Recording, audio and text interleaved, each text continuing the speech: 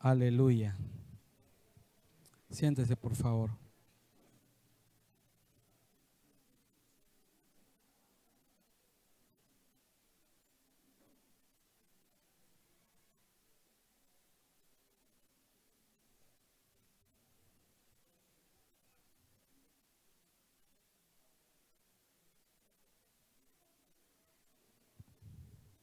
Aleluya. Vamos a pedirle a los niños, por favor, que vayan a clases en esta mañana que el Señor nos regala. Y quiero pedirle que usted salude a la persona que tiene a su lado, por favor.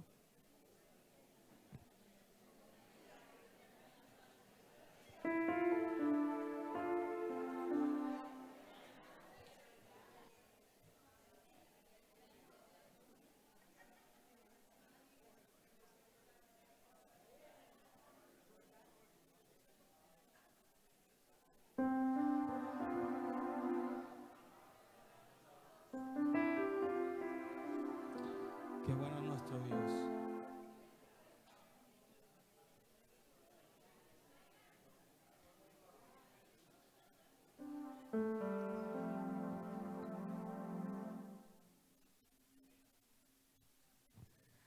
Qué bueno, hermanos. Dios los bendiga a todos ustedes. Que la paz de Dios llene sus vidas. Amén. Bueno, quiero dar el tiempo esta mañana porque para nosotros es una bendición tener aquí al pastor Amílcar Marín. Hace años le tuvimos en un aniversario de la iglesia y después de tanto tiempo está en estos días en Barranquilla como profesor del ISUM, del Instituto de Superación Ministerial. Somos compañeros precisamente de ISUM y compañeros de fútbol también. Le encanta el fútbol también.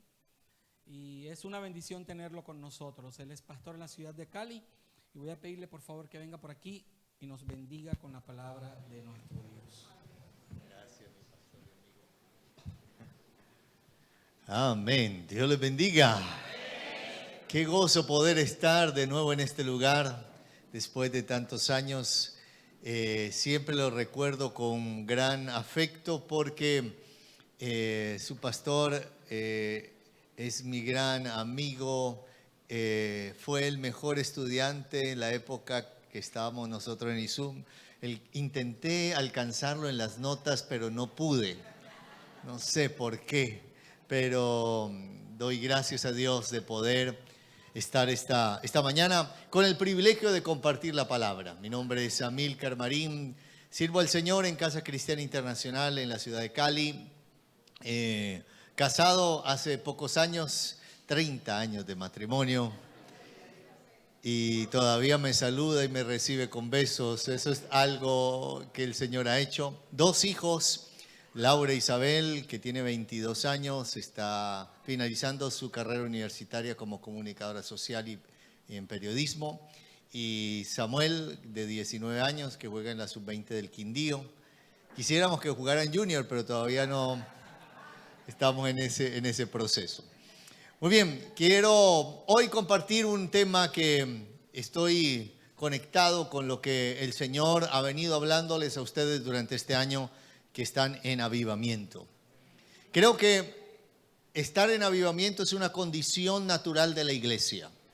La iglesia tiene que entender que el avivamiento no es un asunto esporádico, no es un asunto que ocurre de vez en cuando. Tiene que ser un anhelo profundo. Hace años atrás, muchos años atrás, cuando solamente tenía 18 años, tenía un año de convertido, estaba trabajando con un equipo de evangelismo en las calles.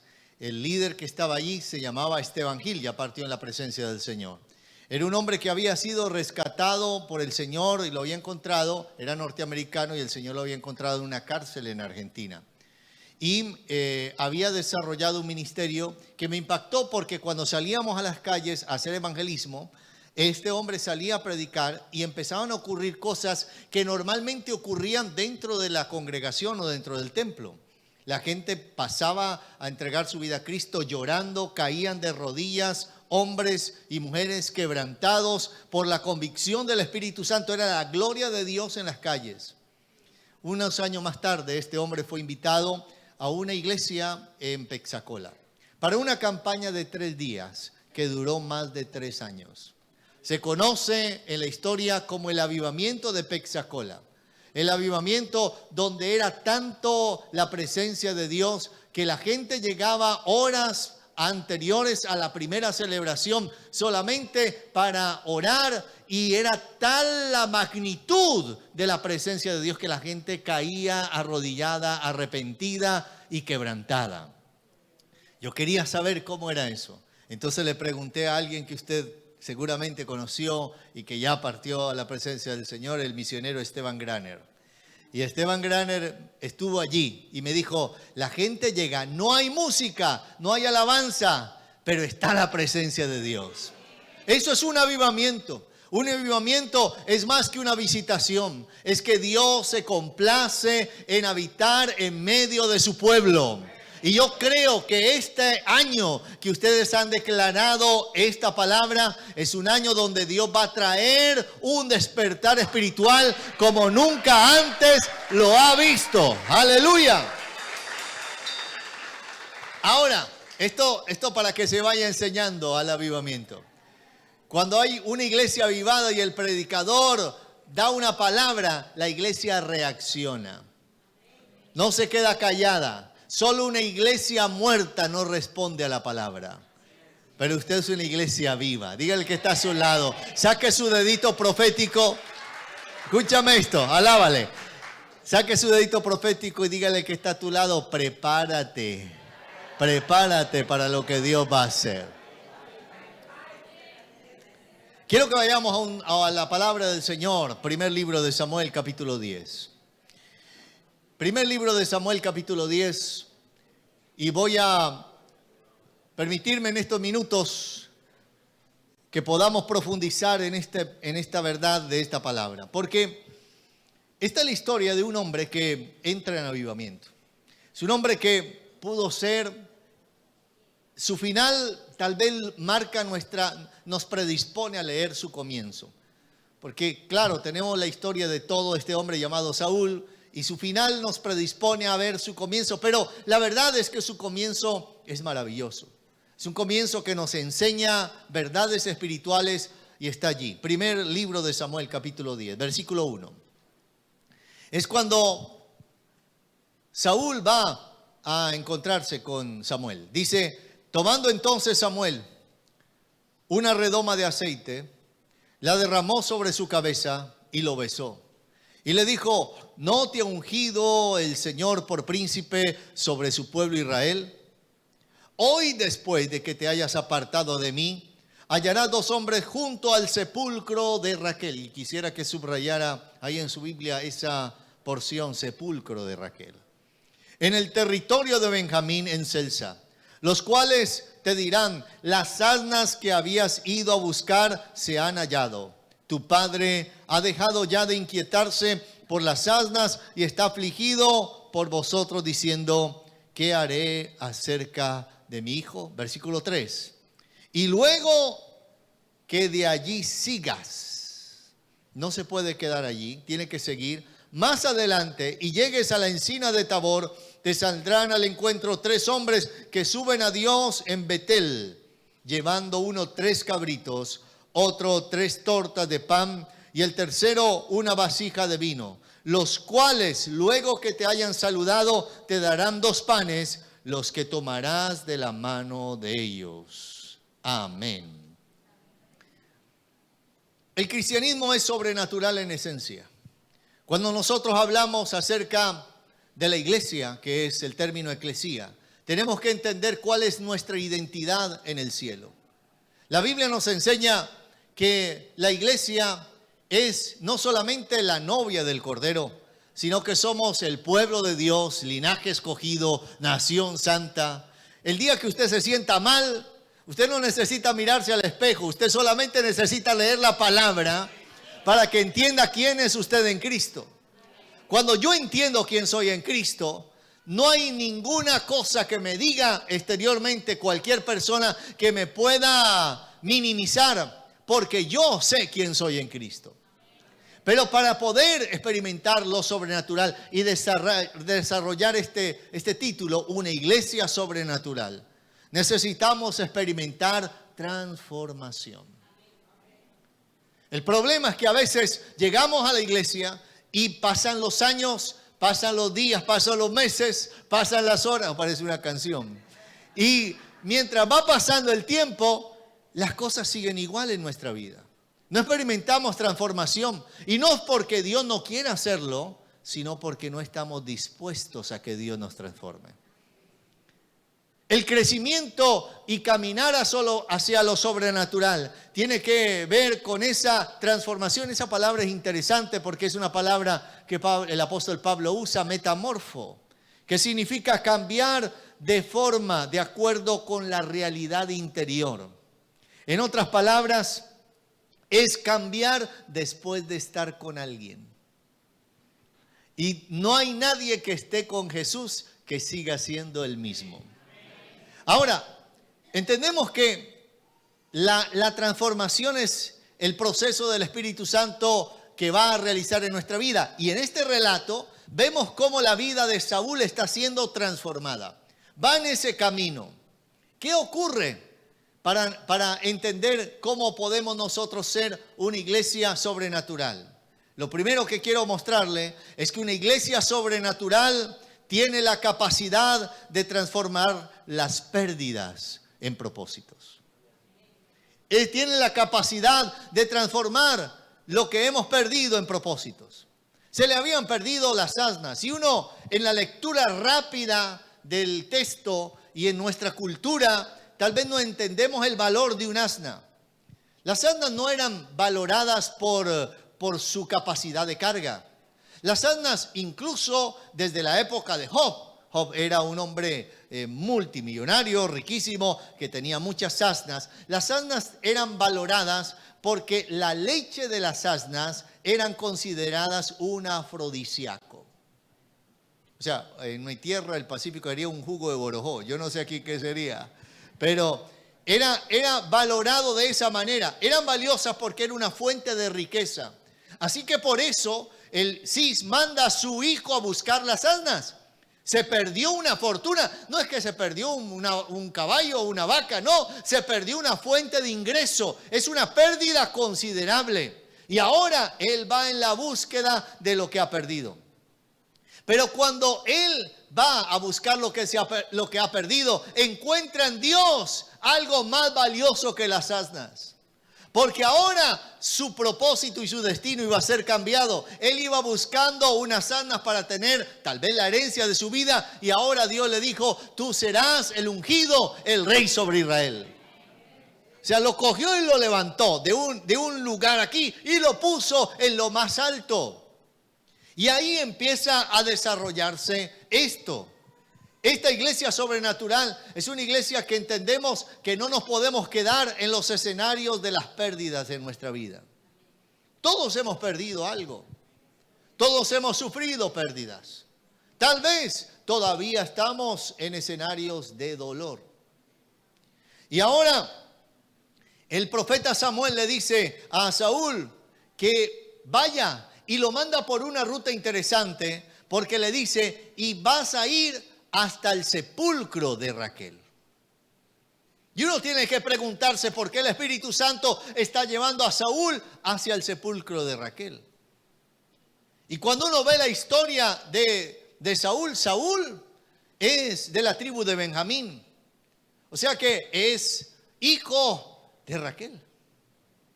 Y cuando pasa por el sepulcro de Raquel, es encontrarse con el escenario del dolor. Pero en el escenario del dolor, el profeta le dice, cuando pase por el sepulcro de Raquel, allí tendrás una respuesta. Te encontrarás a alguien que te dirá, las asnas que estabas buscando han sido encontradas y tu padre te ama. Porque está preocupado por ti. En el sepulcro de Raquel es donde hay una historia donde la preocupación tiene que quitarse. Yo me he encontrado a lo largo de mi vida ministerial creyentes que se quedaron en los sepulcros de su historia. Se quedaron en escenarios de dolor donde solamente hablan de lo que le pasó y nunca hablan de lo que Dios va a hacer.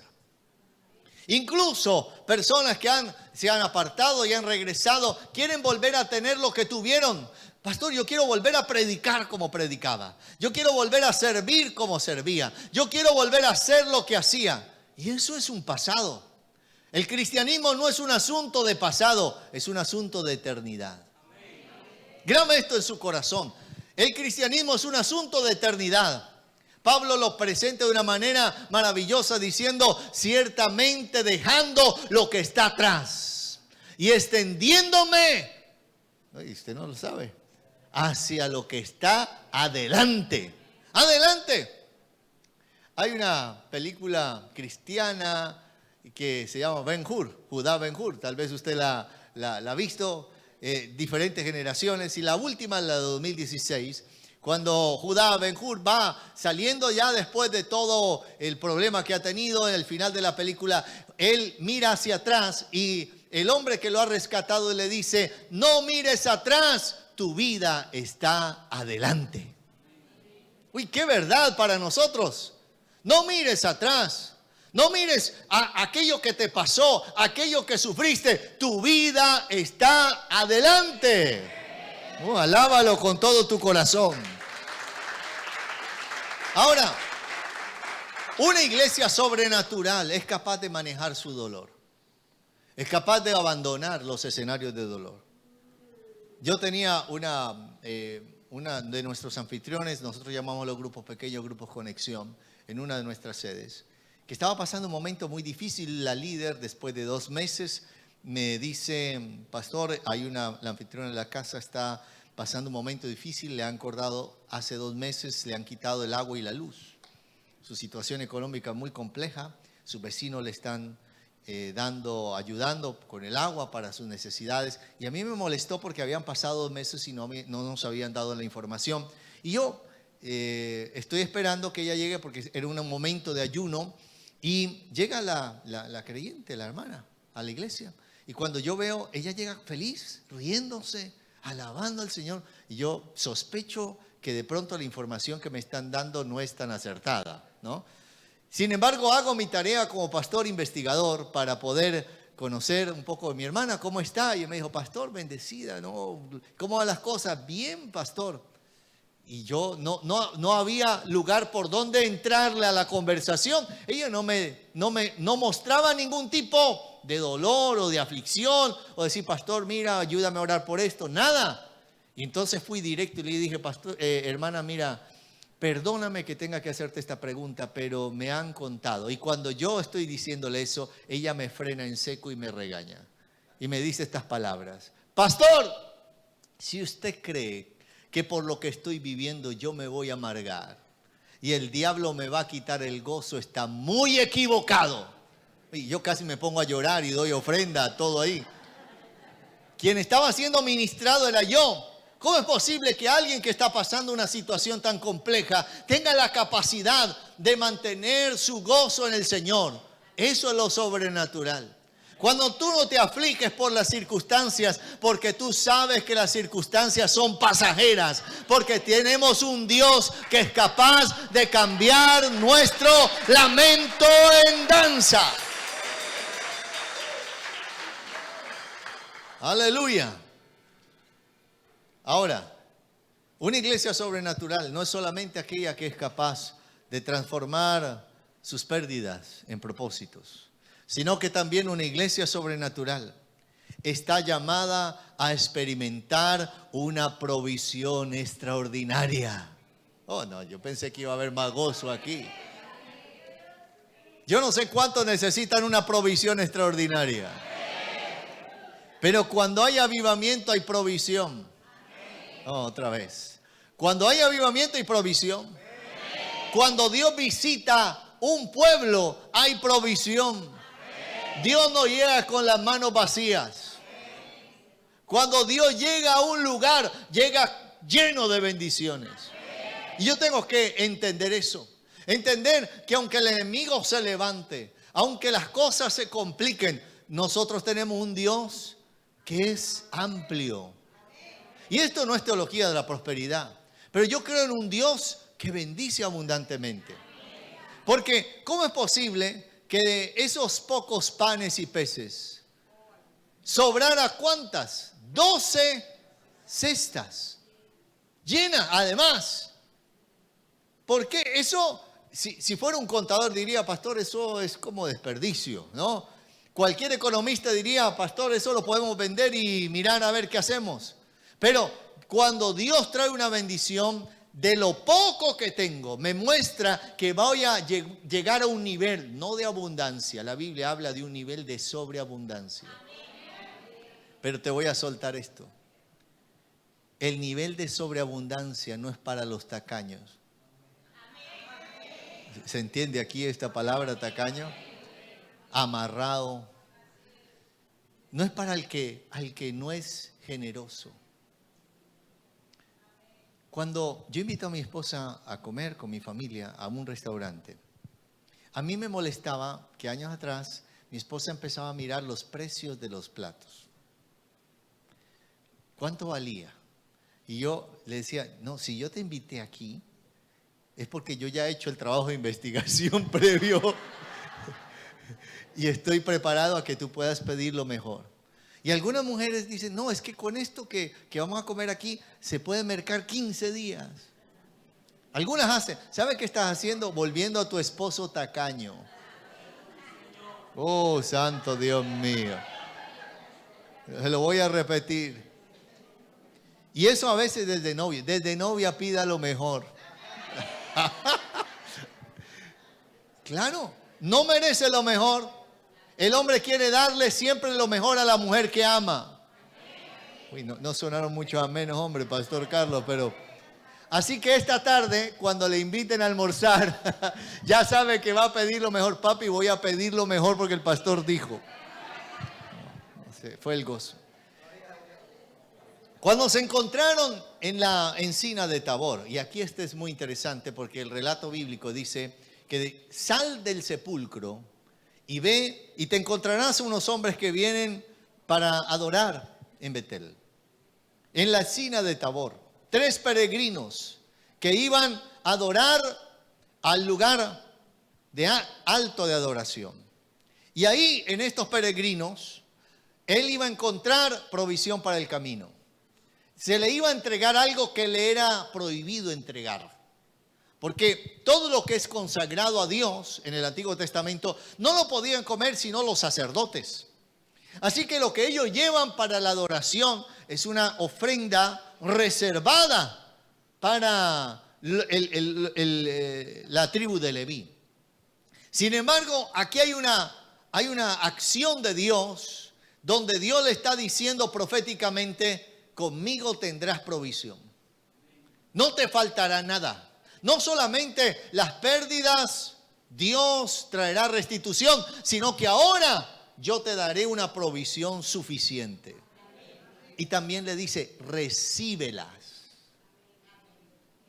Porque hay veces que Dios quiere bendecirnos, pero somos orgullosos. Oh, se fueron los amenes. Diga aleluya o algo. Dios quiere bendecirte y no, yo no recibo eso, yo no necesito. Y Dios dice, ¿y entonces qué vamos a hacer? Dios quiere ubicarte en un lugar, pero primero te coloca en un lugar bajo para después promocionarte a un lugar alto, pero tú ya quieres el lugar alto. Y quieres el lugar alto porque estamos llenos de orgullo y queremos lo mejor, pero no queremos vivir el proceso para llegar a lo mejor. La provisión no va a llegar si no vivimos los procesos. La prosperidad no llega, construir una empresa no llega de la noche a la mañana. Tienes que vivir el proceso, todos los procesos, para que cuando llegues allí puedas entender que fue Dios que te trajo hasta ahí. Esa provisión extraordinaria ocurre en un lugar. Y es que la encina de Tabor es un lugar geográficamente interesante. Porque la encina de Tabor es el lugar donde muchos arqueólogos y historiadores bíblicos creen que es el monte de la transfiguración. Es el lugar donde Jesús se transfiguró, donde estaba Elías y Moisés. El lugar donde los 3 discípulos, te he leído esa porción de la Escritura, ¿no? Donde los 3 discípulos dicen, y Pedro dice, este lugar es muy bueno, hagámonos 3 enramadas para vivir en ese lugar de la manifestación. Porque la provisión de Dios siempre nos hará caer de rodillas.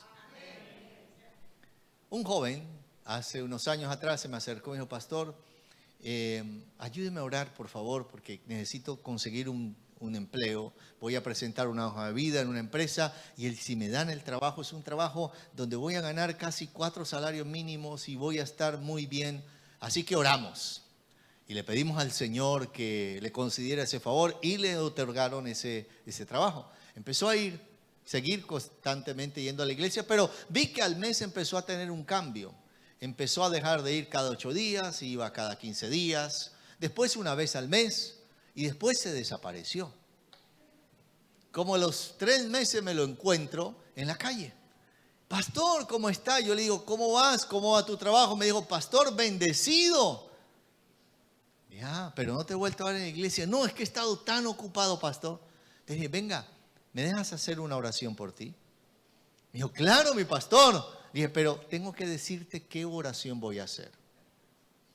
Voy a orar para que te echen del trabajo. Claro, porque si yo oré, me pidió oración para que le dieran el trabajo, ¿no cree que tenía derecho para orar para que lo quitaran? Tenía todo el derecho espiritual para hacer. Y él me dijo, no, pastor, no. Y dije, no, porque es que yo prefiero verte con hambre en el cielo que lleno en el infierno. Me dijo, deme 15 días, pastor. Uy, yo le metí terrorismo. Le dije, no, 15 días no. Si el domingo no estás, oro. ¿Usted qué cree? ¿Que el domingo dónde estaba? Ah, bueno. Pastor, hay oraciones que tienes que hacer. Pastor, deme 15 días, dirá.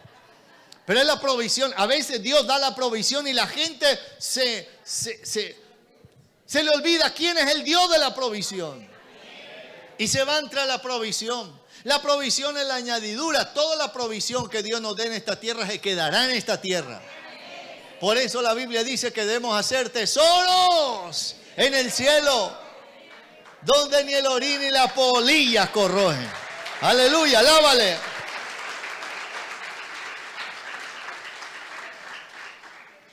Entonces tienes que prepararte para la provisión. Tu corazón tiene que estar listo. Cuando Dios te da una provisión, tú tienes que entender que Dios nos bendice para bendecir. Otra vez. Para bendecir su casa, para bendecir su obra. Otra vez, voy a decirle más por acá. Para bendecir su casa, para bendecir su obra. Dios no te prospera solamente para que tengamos unas mejores vacaciones o para que le demos una mejor calidad de vida a nuestros hijos. No, no es solamente para eso, es con propósito del reino.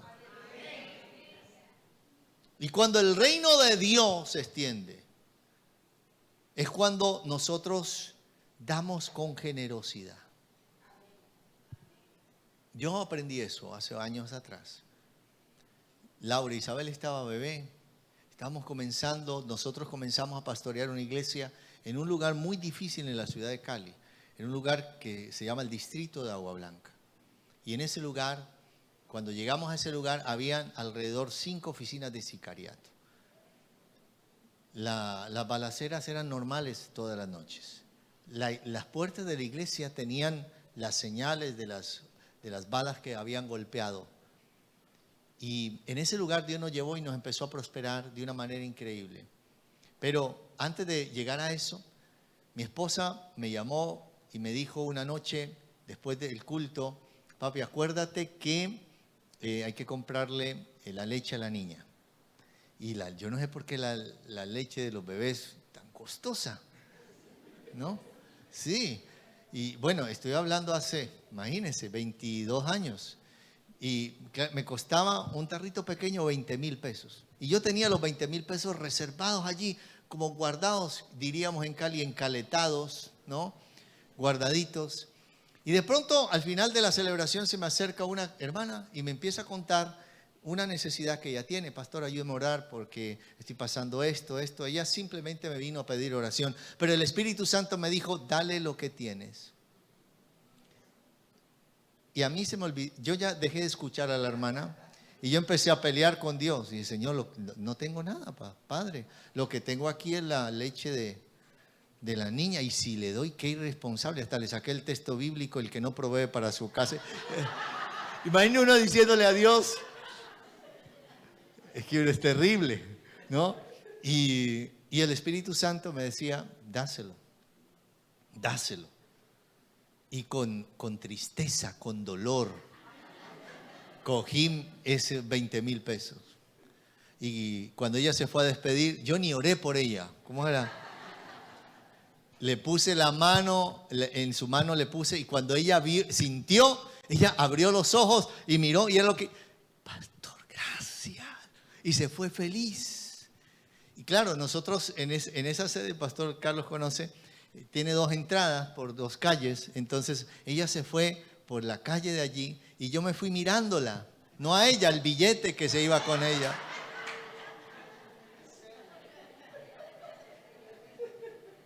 Y yo estoy pensando, ¿y ahora qué hago? ¿Y ahora qué le digo? Imagínate, llego a casa y le digo, mi amor, es que el Señor me dijo, ¿y la leche? Y mientras yo estoy mirándola, de pronto otra persona se me acerca, y era muy normal que colocaran peticiones escritas en mi mano para pastor, ore por esta petición. Y entonces me colocó, pastor, para que ore por mí. Y colocó algo en mi mano y yo tenía mi mano aquí y todavía pensando qué voy a hacer. Y ya cuando se fue, la hermana salió, yo bajo mi cabeza y abro mi mano y eran 20,000 pesos. Pero esto es lo triste. El Señor me dijo, te devolví lo que me diste, pero si le hubieras dado con alegría, te lo hubiera multiplicado.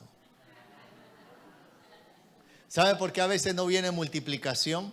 Porque no damos con gozo. Y el gozo es lo que multiplica tu ofrenda. Oh, santo Dios mío.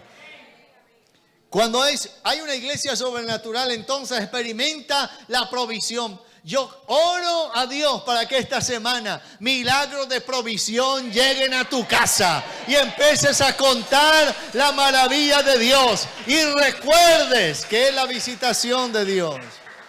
Y lo tercero y lo último, no solamente una iglesia sobrenatural está llamada a experimentar una provisión extraordinaria, sino que una iglesia sobrenatural es sensible al mover del Espíritu Santo.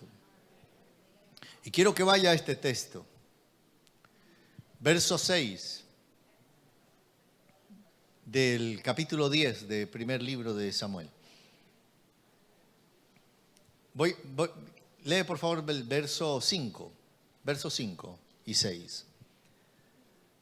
Después de esto, llegarás al collado de Dios donde está la guarnición de los filisteos. Y cuando entres allá en la ciudad, encontrarás una compañía ¿de qué? Profetas. Que descienden del lugar alto y delante de ellos ¿qué había? Salterio, pandero, flauta, arpa. O sea, lo que sería piano, bajo, batería, ¿no? ¿Y ellos qué? Profetizando. Entonces, el Espíritu del Señor vendrá sobre ti con poder. Y profetizarás con ellos. Y serás mudado. ¿A qué? En otro hombre. Serás cambiado. Una iglesia sobrenatural es una iglesia que es sensible al mover del Espíritu Santo. Es una iglesia que entiende que sin el Espíritu Santo no se puede vivir un cristianismo en victoria. Y aquí te voy a soltar esto. La iglesia es una comunidad de profetas. Te va a sonar un poco extraño, pero es la realidad. El ser profeta es declarar la palabra. ¿Cuántos declaran aquí la palabra? ¿Cuántos comparten el mensaje? Ese es un acto profético. La comunidad de creyentes llamada iglesia, en esencia es una comunidad profética. Por eso lo que tú dices, si lo crees, tiene tanta afectación para bien o para mal. Hay casas de profetas que no prosperan porque el profeta lo único que hace es maldecir la casa. Porque no te estás viendo como profeta en tu casa. Esto está muy duro, esto está muy mal, esto no sirve para nada. Y eso es lo que, y no estoy hablando de confesión positiva ni nada de esas cosas. Estoy hablando de tu función como hijo o como hija de Dios. Pero cuando las cosas vayan mal, tú tienes que declarar la palabra escrita, leerla y decir: Dios está conmigo como poderoso gigante. La comunidad de profetas. Entonces, cuando tengo la capacidad de ser sensible a la voz del Espíritu Santo, puedo entender que Dios no solamente está interesado en cambiar mi situación, sino que está interesado que la situación me cambie. Te solté lo que diría un pastor amigo, un código ahí. No podemos pensar: Señor, cámbiame esta situación. Estamos orando: Señor, cambia esta situación. Y el Señor dice: no, porque es que esa situación te está cambiando. Cuando te cambie, eso cambia. Y estamos orando de una manera equivocada. Cuando el Señor está llevándonos a caminar y a crecer a otro nivel. Y es la única manera que nosotros podemos vencer en medio de las situaciones. Toda transformación puede representar procesos dolorosos, sacrificios, situaciones incómodas, pero el resultado es glorioso. Una iglesia sobrenatural es capaz de entender todo esto. Es ser sensible a la voz del Espíritu Santo. Es no tener temor y unirse a la compañía de profetas. Los profetas venían y eran, claro, el pueblo veía a la compañía de profetas como alguien, como los extraños, como los que no encajan en la sociedad. Así nos ve el mundo. El mundo nos ve extraños. ¿Esto les gusta? ¿De dónde vienes? Cuando salga de la iglesia, y es de la iglesia hasta ahora, y todos los días en la iglesia, y no te cansas de ir a la iglesia. Una madre de un joven de la iglesia me decía: pastor, yo no sé qué voy a hacer, yo no puedo sacar a mi hijo de la iglesia, le gusta vivir en la iglesia. Y yo le dije: ¿y eso te molesta? ¿Preferirías que no lo pudieras sacar de una discoteca? Y no estoy diciendo de usar la iglesia como una forma evasiva de nuestra realidad. Estoy hablando de la pasión que tenemos por el Señor, por servirlo a Él. Hay gente que no entiende lo que tú y yo hemos experimentado. Pero no te desgastes contándole a otros, intentando explicar lo que es inexplicable. Es que Dios te visitó. Es que Dios es real en tu vida. Es que el Espíritu Santo llegó a tu habitación. Es que el Espíritu Santo llegó donde tú estás. Es que cuando tú oras, el ambiente cambia. Es que cuando tú levantas tu adoración, la atmósfera se transforma. Es que cuando tú empiezas a orar, el enemigo sale huyendo, porque hay poder de Dios en ti. Mientras quiero llevarlo a este llamado, quiero decirle esto.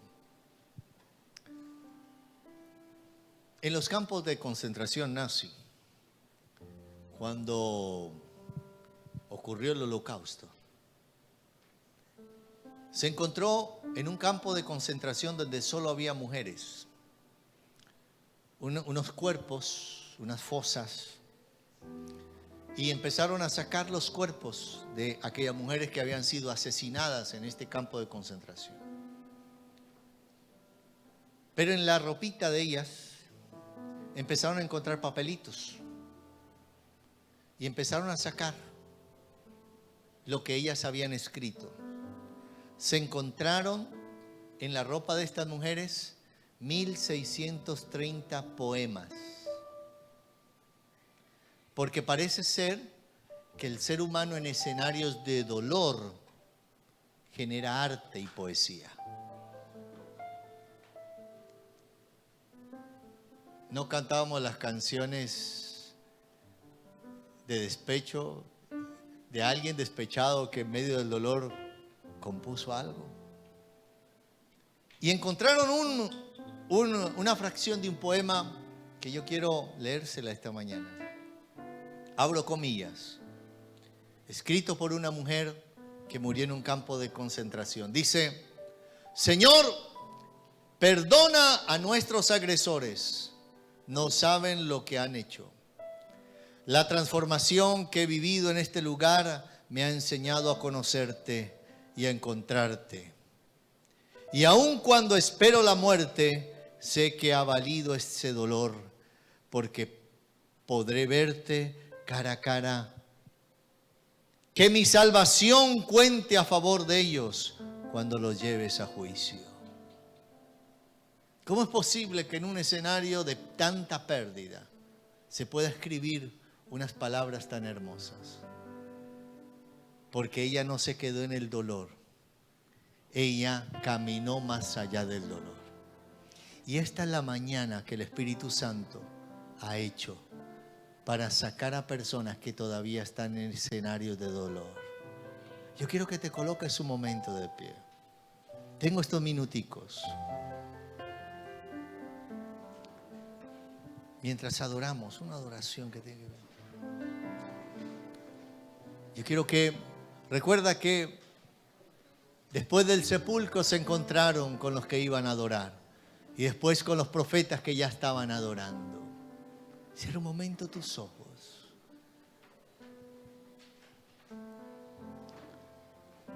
Padre, he compartido tu palabra.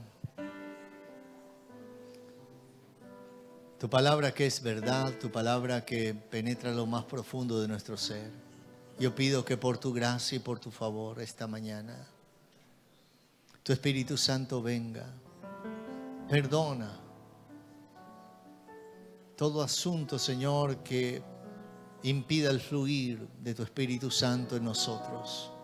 Queremos ser sensibles a lo que tú quieres hacer. Queremos ser sensibles a lo que tú quieres hacer. Dimasoba que masai lerebaos. Domach asmai deles. Espíritu Santo, aquí estamos. Esta es la mañana donde todo ese escenario de dolor va a ser quitado y donde tenemos que caminar hacia lo nuevo que tú estableces. En el nombre de Jesús, en el nombre de Jesús de Nazaret. Yo quiero hacer un llamado a este altar. Aquellos que tal vez esta mañana dicen: Señor, yo necesito salir de algún escenario de dolor en mi vida que me anclé, que todavía me causa dolor. Y si ese es su caso, venga acá adelante. Yo quiero hacer una oración. Venga.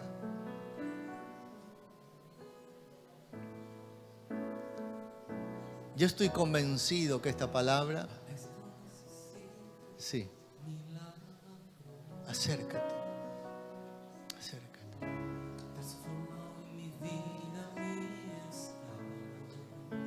Así es. Hace tiempo que no veo la luz del día. Están tratando de enterrar mi alegría. Intentan ver mis sueños cancelados. Lázaro escuchó tu voz cuando aquella piedra se movió. Después de 4 días él revivió. Maestro, no hay otro que pueda hacer aquello que solo tu nombre tiene poder. Necesito tanto de un milagro.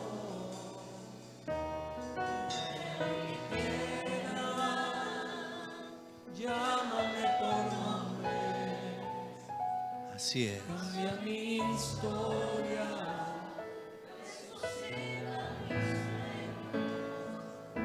Transforma mi vida. apoya su milagro. Esta misma hora, llámame hacia afuera, resucítame. Cuando tengo la capacidad de entregar mi dolor al Espíritu Santo que está aquí. Yo soy testigo de cómo el Señor arranca el dolor de un corazón. Yo creo que esta mañana la cita que tú no te imaginabas que el cielo tenía contigo era que te llevaría al escenario de dolor para que ese escenario no te detenga.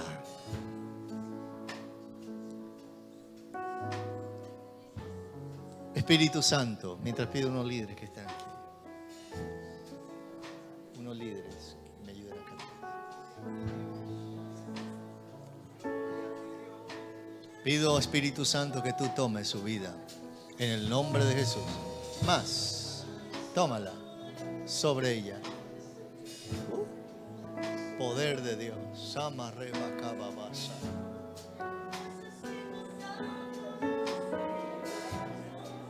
Tómalo, Espíritu Santo.